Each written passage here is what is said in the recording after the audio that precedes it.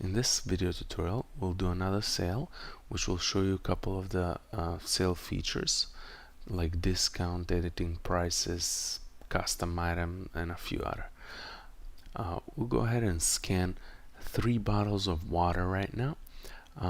You can either scan the 3 bottles of water literally with the barcode scanner, scan 3 times, or you can just input 3 in the quantity box and then scan one of those bottles.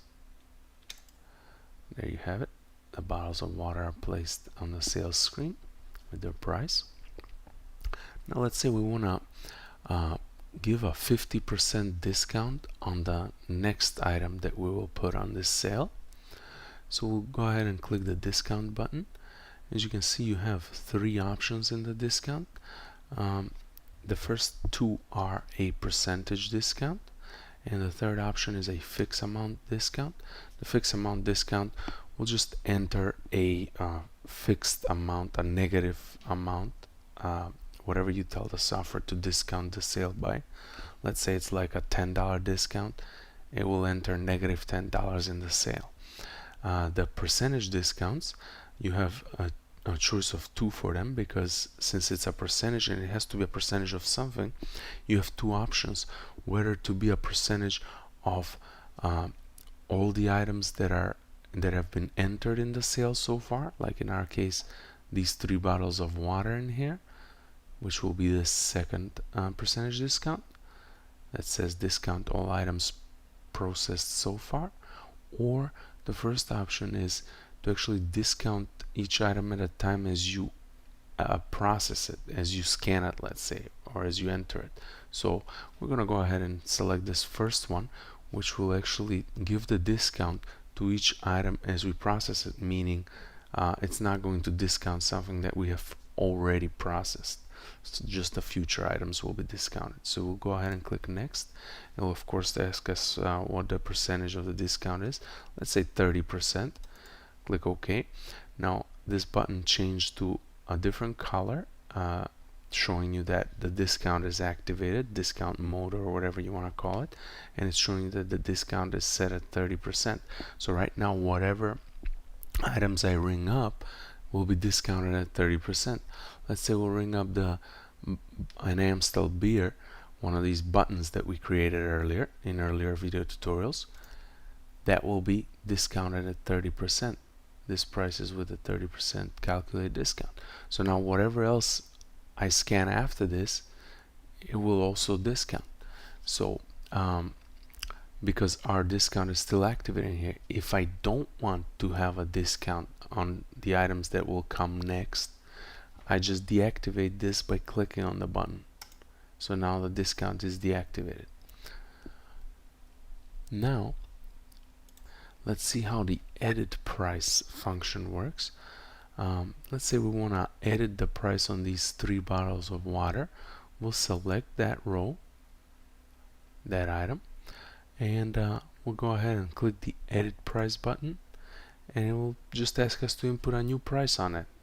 Let's say even $4, and we just edited that price. Now let's say we'll scan another bottle of water, and let's say this was a mistake that we're later going to want to delete. So to delete an item, you select that item on the sales screen and you hit the delete align button. Now let's say we want to accommodate the customer with a custom item. Let's say they have a special request of something that we don't have in inventory, but we can accommodate them, and we've decided to do so. We'll do that with the custom item button. It will just ask us for confirmation, just in case if we hit it by accident or something. And it's asking us to input the name of the custom item. Let's say this is a large coffee. Go ahead and click OK. Now it's asking us to input the description for the custom item. Let's say large coffee custom, whatever description you like. I'll go ahead and click OK. Now it's asking us for the sale price. Let's say $1.50, and the tax amount in percentage. Let's say 7% is the tax. And after you hit OK, it's going to place it in the order.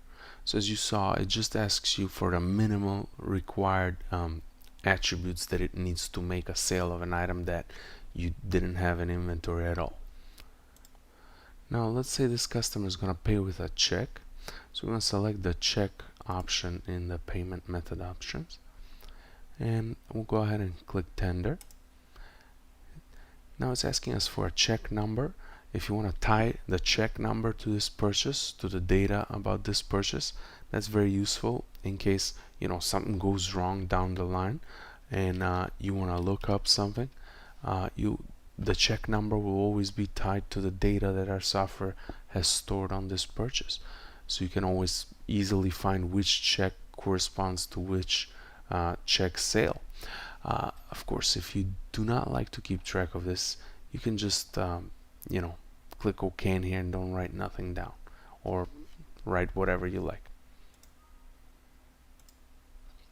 Now the customer info screen is up again, and I'd like to show you how this feature looks like, how it works when you're entering a customer that has been entered in here previously, a returning customer that exists in the database. As we spoke earlier, you can enter the first name and the last name as a unique identifier for a customer, and as soon as you tab away, if it's an existing first and last name, it will fill in the rest of the information. Or you can do the same with any of the phone number fields, or with the email address field, pretty much any unique identifier. Let's say we'll fill out the home phone number, and as soon as you tab away or click on another field, the rest of the information fills out for you. So now you have basically these two options, which is to update if you want to edit some of this information or put new information here, or click no changes if you have nothing to change about this customer.